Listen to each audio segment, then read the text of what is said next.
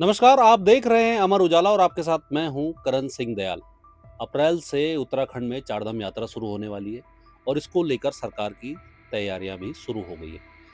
इस साल चारधाम यात्रा शुरू होने को लेकर एक सबसे बड़ा अपडेट अब तक का ये है कि हेली के टिकट नहीं बढ़ेंगे, यानी हेलीकॉप्टर पर अगर आप यात्रा करना चाहते हैं तो आपको ज़्यादा कीमत नहीं चुकानी होगी। इस पर विस्तार से बात करने के लिए मेरे साथ मौजूद हैं अमर उजाला के वरिष्ठ संवाददाता भूपेंद्र राणा जी।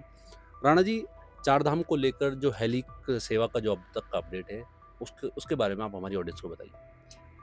कारण ये है कि जो चारधाम यात्रा अप्रैल से शुरू होने जा रही है, तो चारधाम यात्रा में सबसे ज़्यादा जो डिमांड रहती है वो केदारनाथ हेली सेवा की रहती है। जी।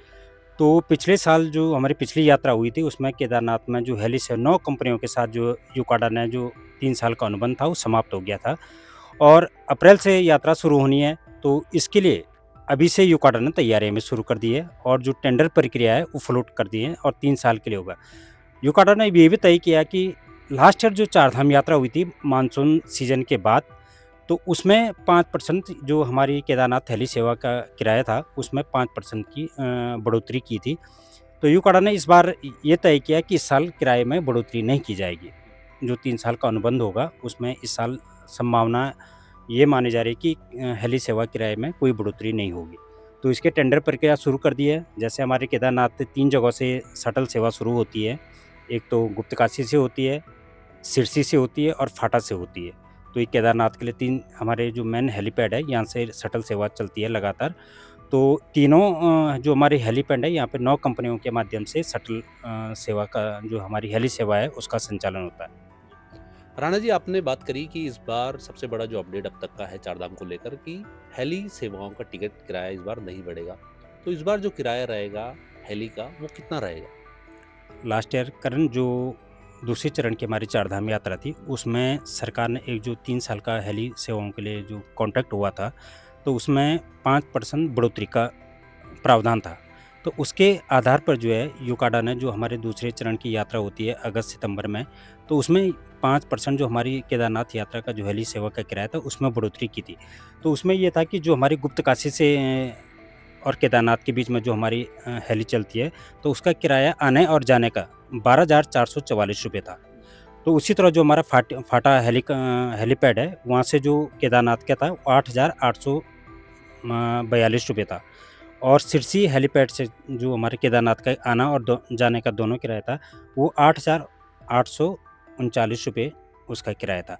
तो इस बार भी यूकाडा ने ये किया कि लास्ट ईयर जो किराया बढ़ोतरी हुआ था, तो इस साल भी किराया वही वाला किराया इस बार भी लागू रहेगा। राणा जी, एक महत्वपूर्ण सवाल, जब चारधाम यात्रा शुरू होती है, तो जहाँ से शटल सेवा शुरू होती है, वहाँ पे तीर्थयात्रियों की अक्सर भीड़ की वजह से लोगों को परेशानी का सामना करना पड़ता है। तो इन चुनौतियों से बचने के लिए क्या यूकाडा की तरफ से कोई खास तैयारियाँ की गई है? हाँ, जैसे हेली सेवाओं के लिए एक तो जो सबसे बड़ी हेली सेवाओं में ये रहता है कि फ्रॉड टिकट बुकिंग की एक बड़ी समस्या रहती है। अगर लास्ट ईयर की बात करें हम तो लगभग 56 से या 70 से अधिक जो है ऐसे फ्रॉड के मामले जो है पुलिस ने पकड़े भी थे।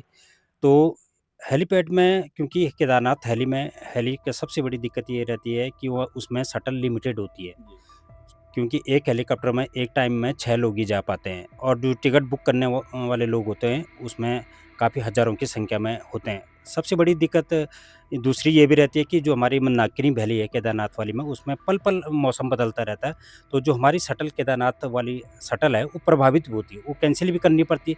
तो इसलिए थोड़ा-सा लोगों को दिक्कतों का सामना करना पड़ता है वहाँ पे, इसलिए ये सामने आती है। पर इस बार यूकाडा ने क्या कि जो हमारी लास्ट ईयर व्यवस्था थी ऑनलाइन टिकट बुकिंग का, वो इस बार भी वैसी रहेगी। आईआरसीटीसी पोर्टल्स के माध्यम से इस बार भी टिकटों की बुकिंग की जाएगी।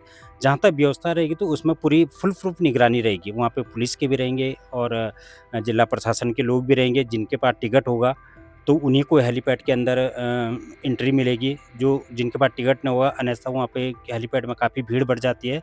तो ऐसे लोगों को वहाँ पे प्रवेश नहीं दिया जाएगा। जिनका टिकट बुक है, उन्हीं लोगों को वहाँ पे अनुमति दी जाएगी।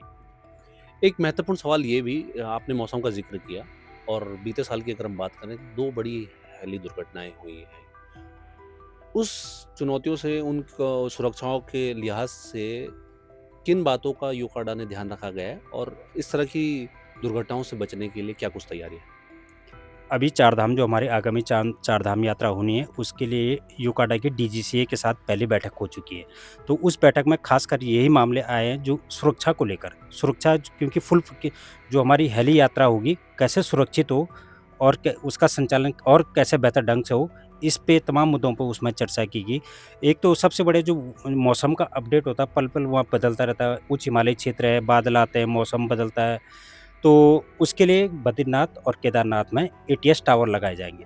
उससे कि जो मौसम का वहाँ पे उच्च हिमालयी क्षेत्रों का मौसम है, उसका लाइव रियल टाइम अपडेट मिलता रहेगा, ताकि यहाँ सहस्त्रधारा में हमारा जो कंट्रोल रूम होगा, वहाँ से तुरंत मैसेज या हेली सेवा के जो पायलट होगा, उस तक पहुँचाया जाएगा कि मौसम खराब है। अगर मौसम खराब रहता है, तो उसमें डीजीसीए के सख्त निर्देश हैं कि किसी भी हेली सेवा को संचालन की अनुमति नहीं दी जाएगी। आमतौर पे ये भी बात सामने आती थी कि भई मौसम खराब होता तो पायलट भीड़ को देखते हुए उड़ान भी भर देते थे, तो कई बार ऐसी चुनौतियाँ, दुर्घटना लास्ट ईयर की बात करें तो केदारनाथ और जो हमारे केदार घाटी में थे, 2 बड़े हेलीकॉप्टर हादसे हुए थे, जिसमें 13 लोगों की डेथ भी की थी। उसके बाद सरकार ने भी इस मामले को गंभीरता से लिया और डीजीसीए ने भी काफ़ी गंभीरता से लिया। एक एसओपी भी बनाई गई थी, तो हमारे जो दूसरे चरण की यात्रा में थे, उस एसओपी को लागू कर दिया गया था।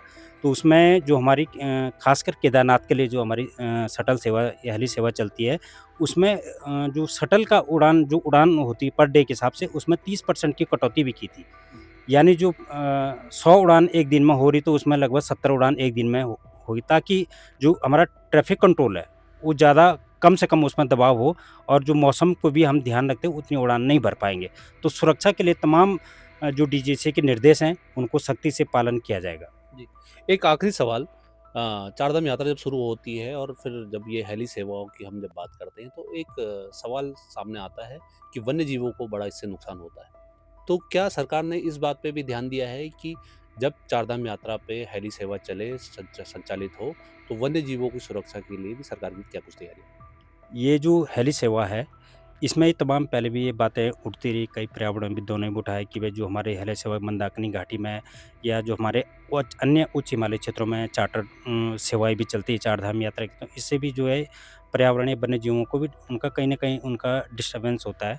तो डीजीसीए ने जो एक लिमिट तय की है, एक कि किस हाइट पे हेलीकॉप्टर उड़ान भरेंगे, उससे नीचे नहीं बढ़ेंगे, तो उसके एक लिमिटेड दायरा है, उसका पालन इस बार भी किया जाएगा। जी, बहुत-बहुत धन्यवाद। तो ये थे मेरे साथ अमर उजाला के वरिष्ठ संवाददाता भूपेंद्र राणा जी, जिन्होंने साफ तौर से बताया कि अप्रैल से शुरू होने वाली चारधाम यात्रा को लेकर यूकाडा और सरकार पूरी तरह से तैयार है। इस तरह की तमाम वीडियो देखने के लिए आप देखते रहें अमर उजाला। अगर आप ये वीडियो YouTube पर देख रहे हैं तो हमारे चैनल को सब्सक्राइब कर बेल आइकन दबाएं और Facebook पर देख रहे हैं तो हमारे पेज को लाइक करें।